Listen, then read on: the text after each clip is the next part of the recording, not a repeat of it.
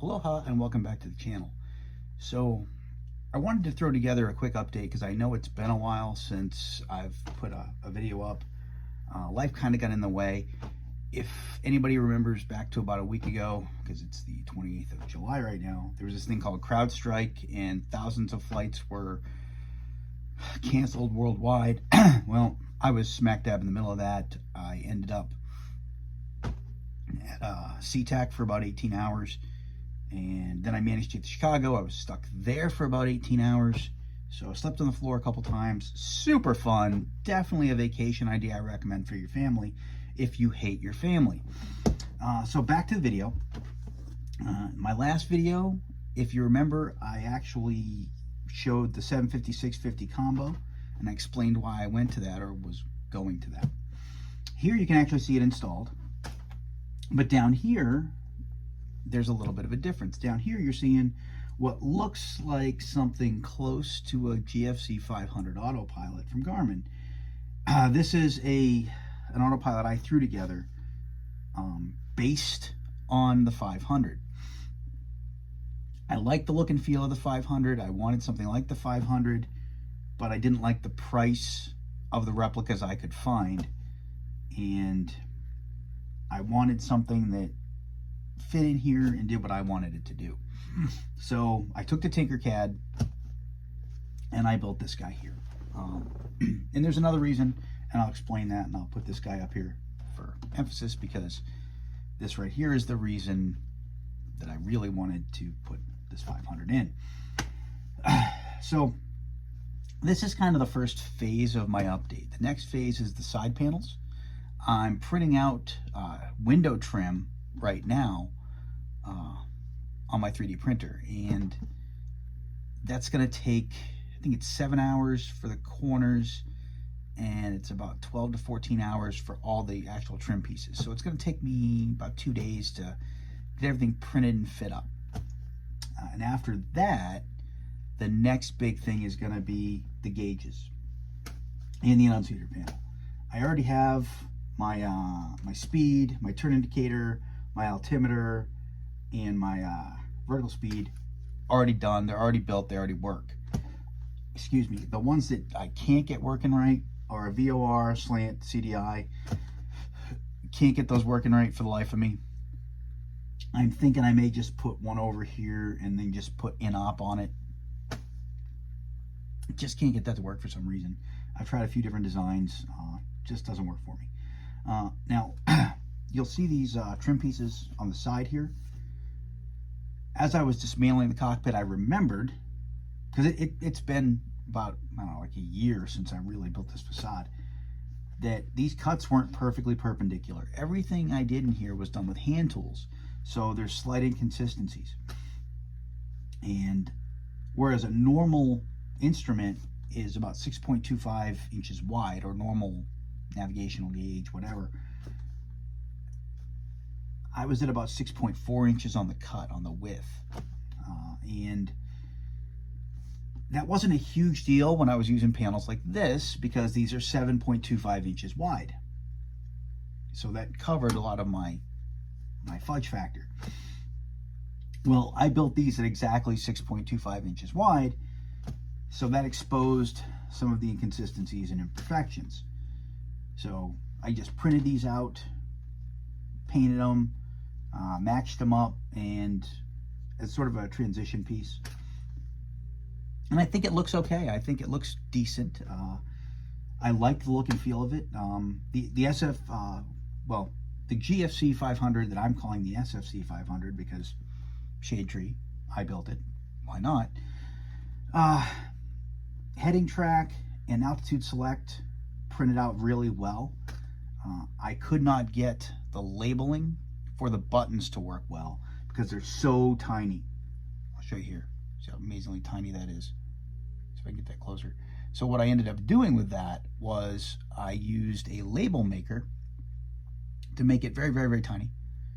And I used white writing on a clear background, and I made it so that the buttons were slide in and the actual tactile button pieces part is on the back. So everything works. Now on my 500, it's not a 100% replica of the GFC 500. When I say that, I will tell you that, like right here, you'll see a gap. This gap is so the rotary encoder can be housed right here. So the actual bulk of the rotary encoder is right here behind my finger. And this wheel does work well. I also didn't use the more accurate looking knobs. I may change that. I may print those out. I've got a few designs for those, so I may put those knobs on. I haven't decided yet. But this is kind of how it's looking right now on my update. Now, the last part of this I want to get into, and it's the reason I put my my prop wash panel up here, is there's another reason I went with this panel that I built. This panel by Prop Wash. On the front, it's an awesome looking panel, and it actually works decently. It does. I mean, I have no complaints on the operation of this panel. Where I do have a complaint is right here. If you can watch my finger, that's wobble. That connector is not securely held in place. And on more than one occasion, just by removing a cable, just by putting my thumb and my finger here and gently pulling, I have yanked this out. And I did not put stress on the shielding at all. The shielding came off. And on my transponder panel, because I had a Prop Wash Sim transponder panel at one point, not only did it rip off the shielding, but if you look inside, I don't know if you can really see that, inside there is the actual connectors themselves, that actual slight black area right there. The semiconductors are on top of there, and ripped it right off, or the conductors, I'll say, I'm sorry, not the conductors. All that came out, and I didn't do anything. I just pulled out gently, and it came off. So, to the folks at Prop Wash, you do an amazing job on the front. You absolutely suck when it comes to connectors. Horrible, horrible job on connectors. Reinforce these connectors. Do something with these connectors. Make it so they don't fall apart in your hand. I don't think that's an unreasonable request. And another good thing that Prop Wash guys do is they're dual rotary encoders. You can hear that tactile goodness. And here are Prop Wash Sim rotary encoders, the duals. They're right up there. So I like those. I don't like that. And when that transponder one decided to die on me, I actually ended up building this guy. I did a video on this guy. I love this thing. This thing is the best panel I've ever built. I still think it's better than anything I've ever built. I like it better than these.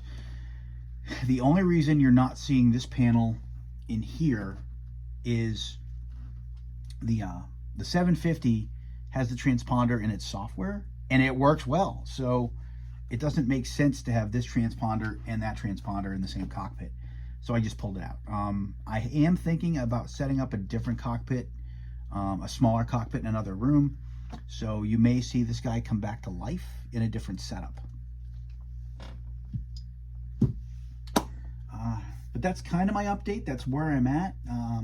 Timeline wise, I should have my side panels done in the next 2 to 3 days. And I'm hoping to have a video by Wednesday or Thursday of an actual flight in the new setup.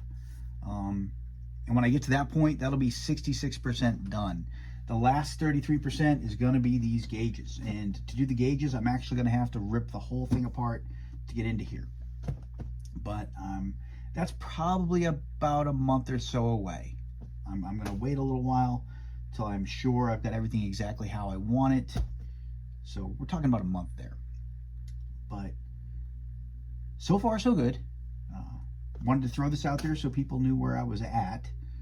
And if you have any questions on the 500 or my 650, 750 combo and why I did it the way I did it, watch my last video or feel free to ask questions.